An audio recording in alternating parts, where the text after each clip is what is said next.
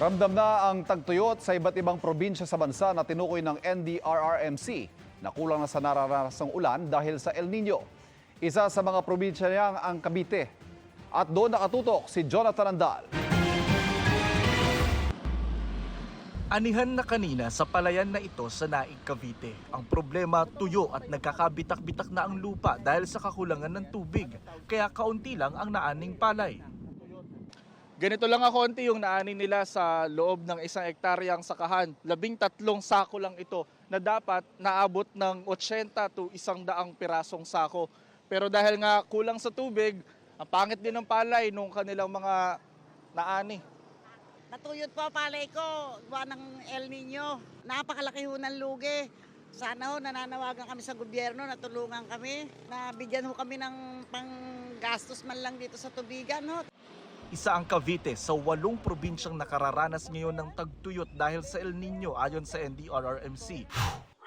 Nasa listahan din ang Ilocos Norte kung saan natutuyo na ang ilang balon sa bayan ng Sarat. Kaya kumukuha na ng tubig sa ilog ang iba o bibili ng purified water. Pero may ilang nagbabaka sakali pa rin at nilaliman na lang ang hukay sa balon. Pinakakutan mo siya.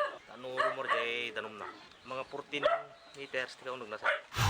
Nasa listahan din ang tagtuyot ngayon ng Cagayan. Sa Santa Ana, kumaunti na raw ang mga nahuhuling isda sa dagat dahil lumalangoy na sa mas malalim at mas malamig na parte ng dagat ang mga isda. Kaya kailangan pang lumayo para lang makahuli.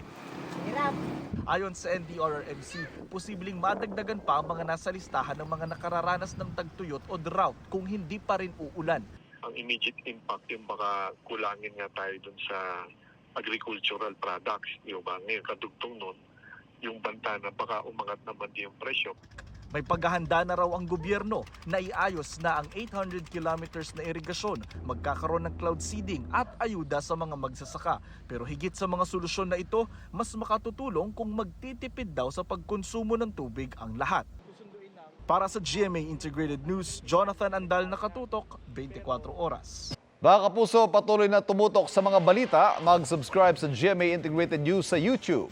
Sa mga kapuso abroad, samahan niyo kami sa GMA Pinoy TV at www.gmanews.tv.